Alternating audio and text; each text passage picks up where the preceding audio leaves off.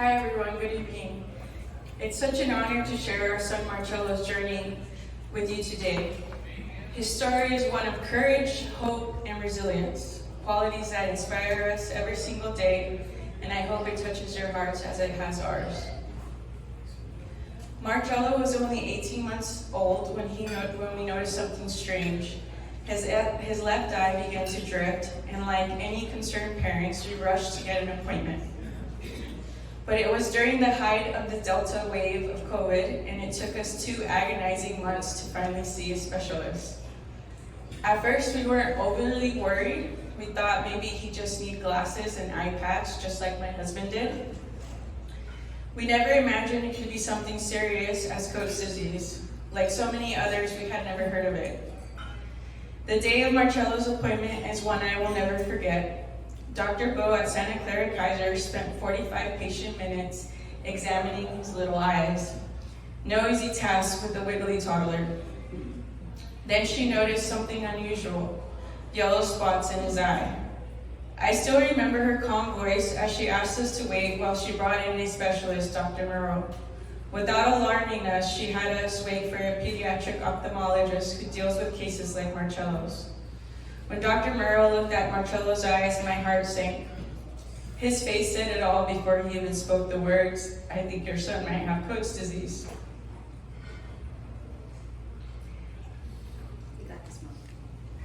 I was completely unprepared to hear that our son had a rare, incurable eye disease.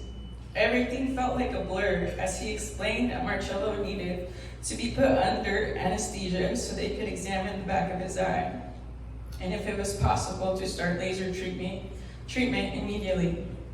That same day, Dr. Moreau and Dr. Lewis confirmed that Marcello had blood vessels leaking into his retinal, with crystals forming that were blocking his vision.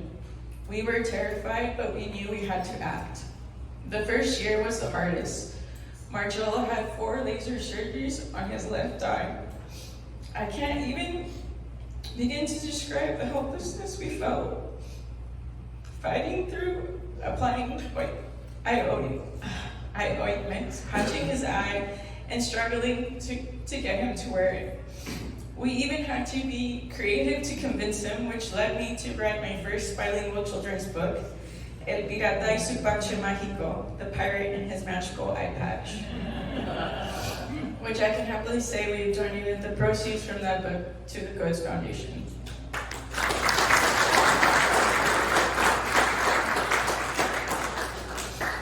And we have a second book coming out for the next age group, and that's where instead of a little boy, we have a little girl.